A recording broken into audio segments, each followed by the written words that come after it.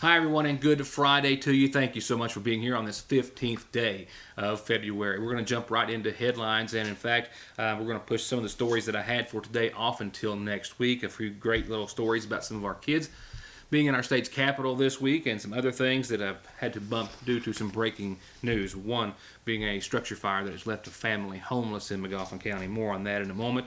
More on your weather forecast. And more, of course, on other headlines, including arrests and indictments returned from the Johnson County grand jury. As for your weather, yeah, we do have a chance of some snow.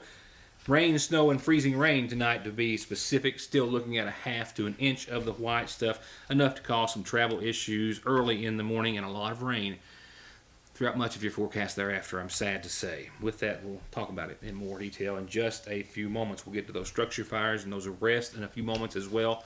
Several indictments, though. First, returned by the Johnson County grand jury just yesterday afternoon.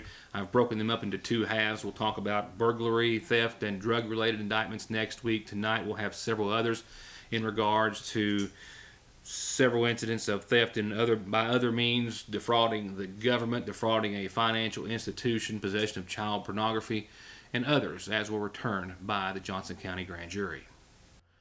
43-year-old Sean Thompson of Flat Gap was indicted on 14 individual counts of possession or viewing matter portraying a sexual performance by a minor.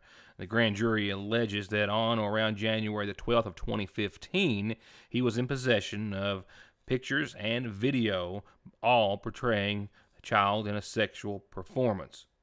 Those pictures and video were found on several different SD cards, which were dated anywhere from May of 2014, June of 2014, to January of 2015, all of which had multiple images on them.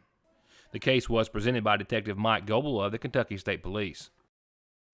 Jeremy Burchett of Paintsville was indicted on account of theft by unlawful taking over $10,000 and being a persistent felony offender in the first degree because he had 2 prior felonies on his record. The theft by unlawful taking charge stems from events that took place on July the 26th through October the 21st of last year, in which on numerous occasions he took various hand tools, a chainsaw, weed eater, grinder, generators, air compressor, impact wrenches, ladder, and other tools belonging to the CSX Transportation Company worth over $16,000.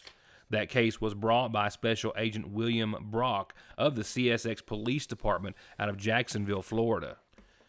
2 people, husband and wife, Brittany E. Ramey, also known as Brittany Conley, and Edward C. Ramey, were indicted and said to have been in complicity with each other when they were in possession of meth pipes, and had a minor child in their custody. Edward Ramey was also indicted on an additional charge of tampering with physical evidence. A former McGoffin County man was one of 2 indicted related to a recent escape while they were being transported between the Johnson County Justice Center and the Big Sandy Regional Detention Center. Matthew Owens, now from Flat Gap, has been indicted on several counts: burglary in the second, escape in the second, another charge of escape in the second, fleeing and evading police in the first, attempted escape in the second, and criminal mischief. This is from when he and another inmate were being transported between the Justice Center and the jail and escaped custody of the officer that was escorting them. After the initial escape, Owens ran on foot, jumped across the river, and then led police on a chase into the downtown area, where he broke into a residence, and then upon being captured there, was taken to the Paul B. Hall Medical Center to be medically cleared, and climbed up into the ceiling in an attempt to escape again, and then even made a third attempt to escape before being taken back to the jail.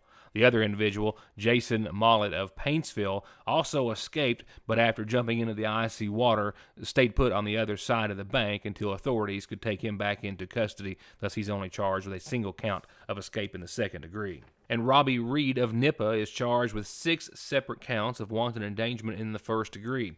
This stems from a disturbance complaint that was called in to Johnson County 911 last October, with shots being fired at or near a residence. Upon arrival of the Johnson County Sheriff's deputy, who was backed up by the Paintsville Police Department, they investigated and determined that Reed had fired several rounds from a weapon in the direction of several individuals, 5 children and an adult, the adult being his wife, and the mother, I believe, of some, if not all, of the kids. He faces up to 5 years and $10,000 in fines for each of the 6 counts. The case brought before the grand jury by Johnson County Sheriff's Deputy Bill Meade. For numerous checks worth $1,000 or more each.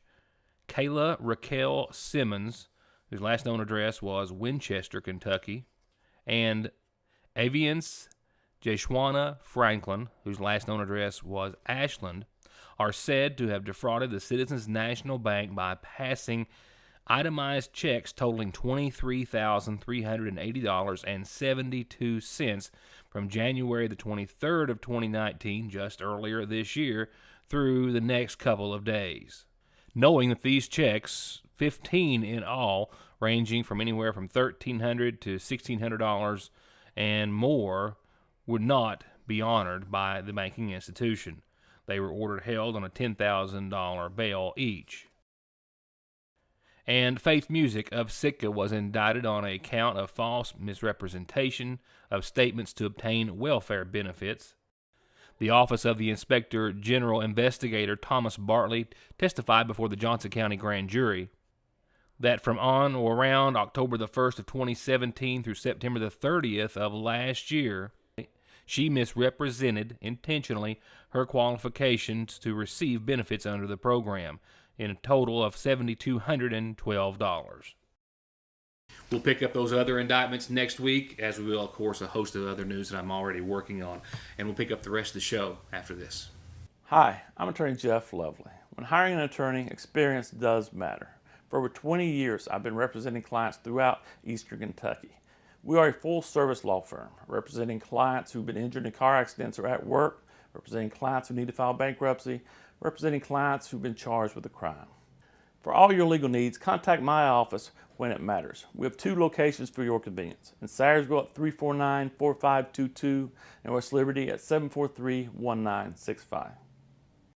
Just in at Parkway Gun and Pawn, and everybody was eyeing this one. A lever action Adler Arms 410. And this Maverick over and under 12 gauge. Another over and under 12 gauge by TriStar.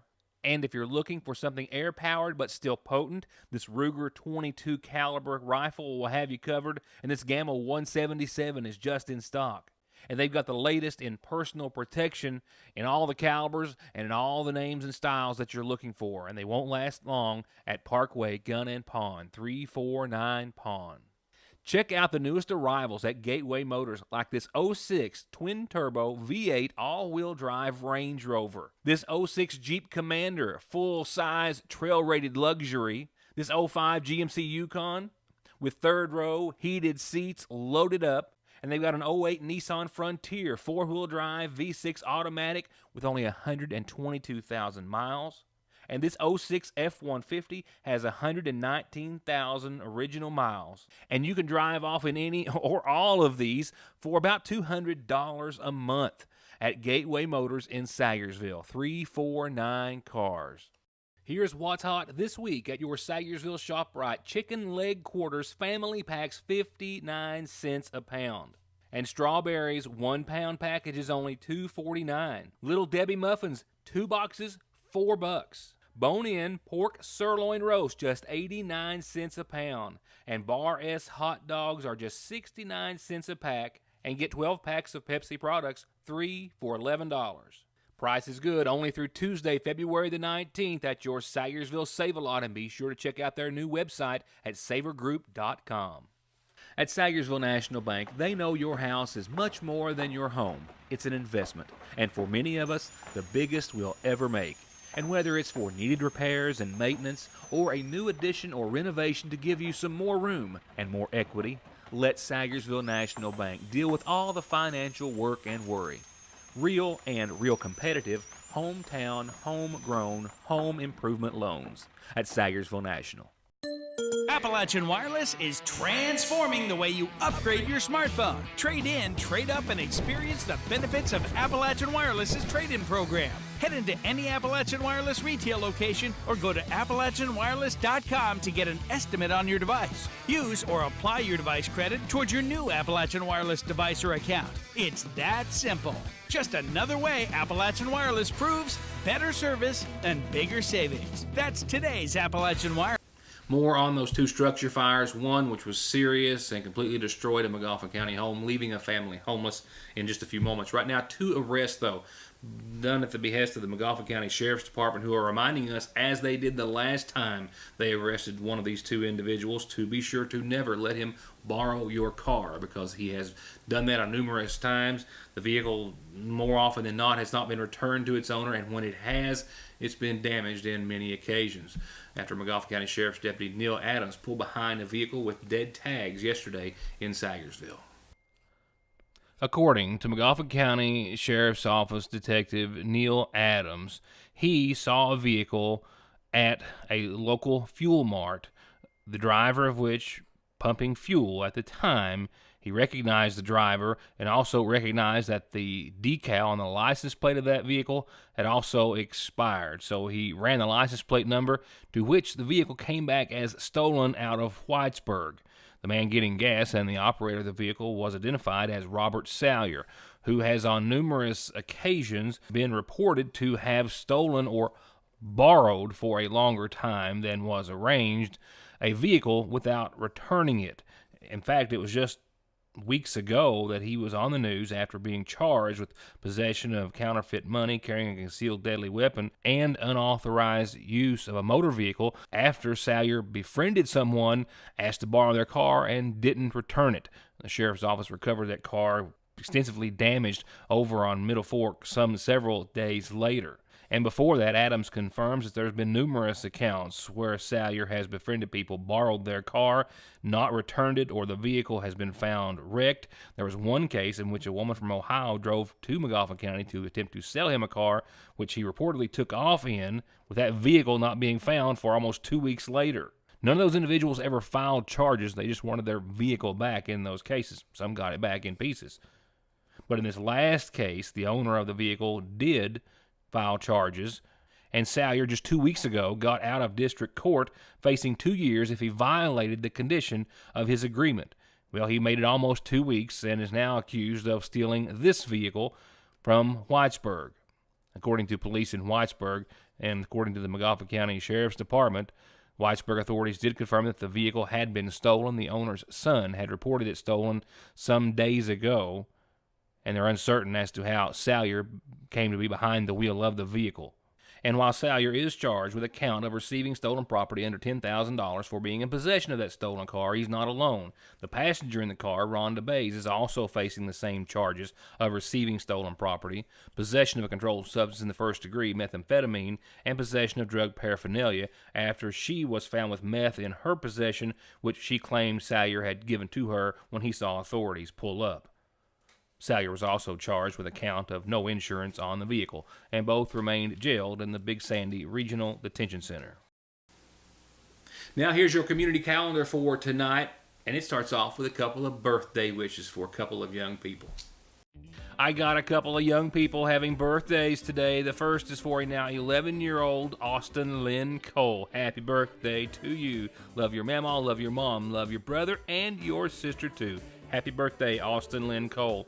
And happy 14th birthday wishes going out tonight to Clay Perkins. With a lot of love and best wishes from your mama, your papa, Michaela, and Michael, and mama Janie. Happy birthday. Happy 14th to Clay Perkins. Turning to other announcements, don't forget next Wednesday and Thursday are the Water into Wine February distribution dates. The regular day, Wednesday, Thursday, Senior Day, 8:30 till 3 o'clock. Both days, and commodities can only be picked up on Thursday after 12:30. And I have an important announcement from the Sagersville Water Works, a boil water advisory in effect for residents and businesses on the Restaurant Row patch of the Mountain Parkway. Basically, they're from the red light there at the Mountain Parkway at the Catholic Church all the way up to Citizens Bank. Now, that includes all businesses and homes on both sides of the road from the red light to just past Citizens Bank. And that does include all the structures and homes on Lick Branch behind Lee's Famous Recipe. You must boil your drinking and cooking water for 3 minutes at least until further notice from the Sagersville Water Works.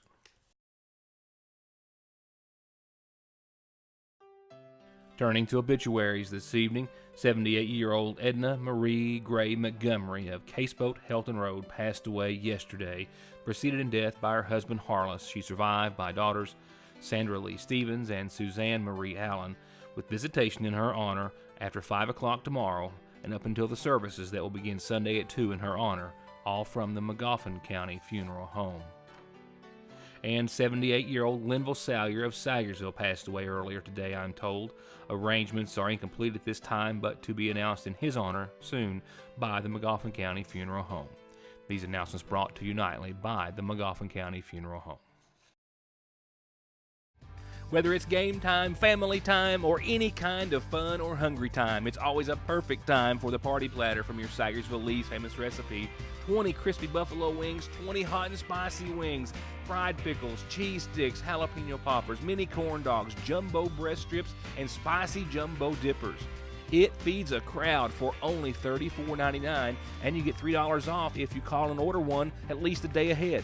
It's party time at your Salyersville Lee's. Car wrecks, truck wreck, disability, workers' comp, slip and fall.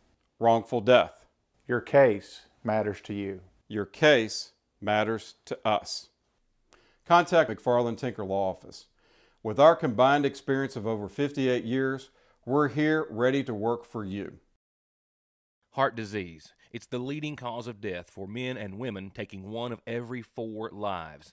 And it's not just affecting older adults anymore. Obesity, high blood pressure, and smoking are causing heart disease in those as young as 35. But the good news is, it can often be prevented with good choices, like letting the professionals at Hope Family Medical Center help you manage and improve your condition. February is American Heart Month, and the providers at Hope are ready to help you with good choices, which are as simple as calling, coming in, or attending their chronic disease self-management program every Wednesday in February at the Lakefront Church of God. Big Sandy Healthcare and Hope Family Medical Center want you to love your heart. Don't drive or let your family drive in this or this before doing this. Stopping at Conley Tire in Staffordsville for brakes, oil, alignment, and of course, tires. Thousands of tires in stock every day to fit anything, with 6 months no interest financing and over 33 years of quality service with a smile. Conley Tire in Staffordsville. From brakes, exhaust, suspension, fluid changes, to expert collision and auto body, to turning your 4x4 or diesel from mild to wild, get real auto maintenance, paint, and repair at Black Smoke Performance in Dixie of Salyersville. 349-8785. The flu and flu-like illnesses are widespread in Kentucky, and they're not going away anytime soon. So odds are, if you aren't or haven't been sick, you likely will be. And Parkway Pharmacy has exactly what we all need to fight it and any other cold or illness. From immune boosters for adults and children as young as 2 to all-natural homeopathics made right here in the United States of America. They can help prevent you from getting sick or get you fast relief if you already are. With great tasting and easy-taking gummies, powdered mixes, rapid-melting fruity tablets, and syrups at Parkway Pharmacy. 2 structure fires taking place today in Magoffin County, one planned in nature, the other not. That one actually taking place on Lick Creek earlier this afternoon, around noon or so. That was when 3 individuals of a family that were home at the time narrowly escaped. One with some pretty good burns, serious burns to his arms and face that were treated on scene after he tried to go back in, or went back in actually, to make sure that all of the residents had made it out safely. Neighbors tell us that it all happened very quickly, and the winds today probably also accelerated the entire situation. The first fire involved what was left of a torn down or dismantled mobile home next to the Salyersville Speedway, the wooden portion of which burned in a controlled manner by the Salyersville Fire Department earlier today. But the other was a much more serious situation. At least one person was injured, and a family is homeless tonight after a fire broke out at this home on Lick Creek. I do not have the names or ages or number of all those who lived in this house. I know they rented the property. I know that the occupants also included 2 small children, which we're glad to report weren't here at the time, but were gone to town with one of the adult relatives. But there were some folks who were here. And one of the neighbors says that when he came out to check his mail, he saw where the fire started, in an old outbuilding or smokehouse next to the structure. And that only seconds later, that fire spread to the old Howard home place, and that 3 people who were inside just narrowly escaped. One of them, a young man who went back in to try to find one of the older individuals inside. When I come out of the house, the smokehouse building on the side of the porch was fully engulfed in flames. Then, when I run in to tell my wife to call 911, when I run back out, me and my son, the porch was already on fire, and the residents in there's 3 of them, was trying to get out. Howard says that for a few moments, those who were there tried to find the keys to the vehicle out in the driveway to move it before the fire spread to it. They were unable to do so. It all moved very quickly. Winds were pretty serious or significant at this time, which only sped or fueled the fire that much faster.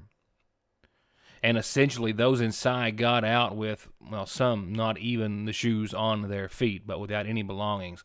There were also some pets that are believed to have perished in the flame as well. And in fact, those who lived there stated that the small structure, the smokehouse or outbuilding that originally caught fire, they say, was where that they had a heater in place trying to keep a litter of puppies warm. And that the 3 who were home at the time were lucky just to get out alive. When we first went over, there was a young man and a young lady was out, and they was screaming that the older gentleman was inside of the home. And we run to the back of the house to try to see if we could, bust the window out. They said he was in the back. And then we heard him was screaming again. My son ran back around, and he was laying on the grass, sitting on the grass in front of the house. I spoke with Bloomington Fire Chief Allison Howard later on in the afternoon. He confirmed that the official cause is still yet to be determined and unknown, after the Bloomington Department and that of North Magoffin spent about 3.5 hours on scene putting the blaze out. And we know that at least that one young man did suffer facial and arm burns and was being tended to by EMS on scene, but those injuries were not life-threatening. And we're working on getting a list of all those individuals' sizes for clothing, ages, things of that nature. They were already trying to reach out to the American Red Cross and other organizations that could help them, as they essentially, literally lost everything they had earlier today. So if you can help in that regards, we'll try to get you the information you need as soon as possible.